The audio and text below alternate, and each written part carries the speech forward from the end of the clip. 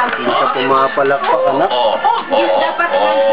Ang dam sa Tagalog para matutunan nyo, pagyabang mo sa mga friends nyo, ang dam sa Tagalog Hindi ka nakiki-correlate, anak. Hindi ka nakikisaya.